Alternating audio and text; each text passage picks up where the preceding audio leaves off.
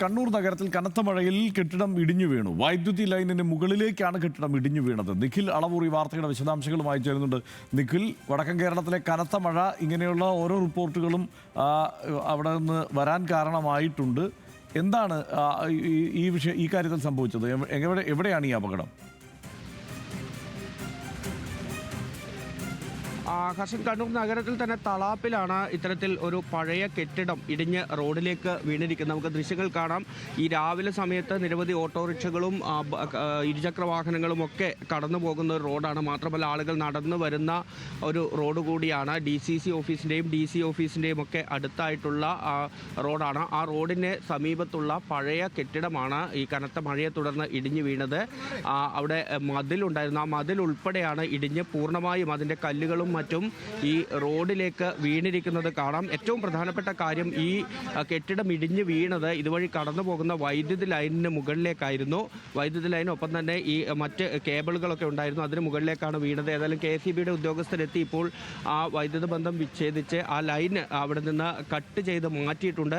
വലിയ അപകടം തന്നെ ഒഴിവായി എന്ന് പറയണം. കാരണം രാവിലെ ഈ സമയത്ത് നിരവധി ആളുകൾ നടന്നു പോവുകയൊക്കെ ചെയ്യുന്ന സ്ഥലമാണ്. ആ റോഡിലേക്കാണ് ഇപ്പോൾ പൂർണ്ണമായും ഈ കല്ലും ഇതിൻ്റെ മരക്കഷ്ണങ്ങളും എല്ലാം തന്നെ ഇടിഞ്ഞ് വീണിരിക്കുന്നത്.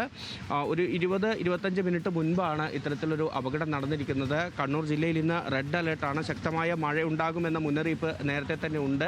എന്നാലും പഴയ കെട്ടിടമാണ്. ആ കെട്ടിടത്തിൻ്റെ പിറകു വശമാണ് ഇപ്പോൾ ഇടിഞ്ഞ് റോഡിലേക്ക് വീണിരിക്കുന്നത്. ഏതായാലും ഇനിയിപ്പോൾ ഫയർഫോഴ്സ് ഉൾപ്പെടെ സ്ഥലത്തെത്തിയാൽ മാത്രമാണ് ഈ കല്ലും മറ്റ് സാധനങ്ങളുമൊക്കെ ഇവിടെ നിന്ന് നീക്കാൻ സാധിക്കുക. KCB അധികൃതർ ഏതായാലും ഇപ്പോൾ ഇവിടെ എത്തി നേരത്തെ വൈദ്യുത പ്രവാഹം ഉണ്ടായിരുന്ന ആ ലൈന് അത് ഓഫ് ചെയ്തതിന് ശേഷം അത് കട്ട് ചെയ്ത് മാറ്റിയിട്ടുണ്ട്. നിരവധി കേബിളുകൾക്ക് മുകളിലേക്ക് ഉൾപ്പെടെയാണ് ഈ കെട്ടിടത്തിൻ്റെ അവശിഷ്ടങ്ങൾ വീണിരിക്കുന്നത്. അതുകൊണ്ട് തന്നെ കുറച്ച് സമയം എന്തായാലും ഇതൊക്കെ നീക്കുന്നതിന് വേണ്ടി ആവശ്യമുണ്ടാകും. ഫയർഫോഴ്സ് ഉൾപ്പെടെ എത്തി അല്ലെങ്കിൽ ഈ JCB ഉൾപ്പെടെയുള്ള സംവിധാനങ്ങൾ എത്തിച്ചാൽ മാത്രമാണ് ഇതെല്ലാം ഇനി മാറ്റാൻ സാധിക്കുക.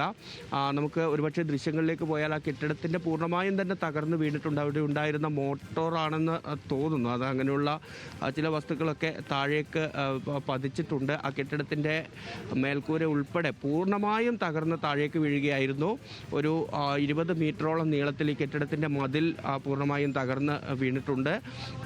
ഏറ്റവും പ്രധാനപ്പെട്ട കാര്യം, വലിയ അപകടം ഒഴിവായി എന്നുള്ളത് തന്നെയാണ്. കാരണം ഈ രാവിലെ സമയത്ത് പല ഓഫീസുകളിലേക്കും മറ്റും ഈ പ്രദേശങ്ങളിലേക്ക് ജോലിക്ക് വരുന്ന ആളുകളൊക്കെ നടന്ന് പോകുന്ന വഴിയാണ്. ആ വഴിയിലേക്കാണ് ഇങ്ങനെ പൊടുന്നനെ ഈ ഒരു കെട്ടിടത്തിൻ്റെ ഭാഗം പൂർണ്ണമായും ഇടിഞ്ഞ് വീഴുന്ന സാഹചര്യം ഉണ്ടായത്.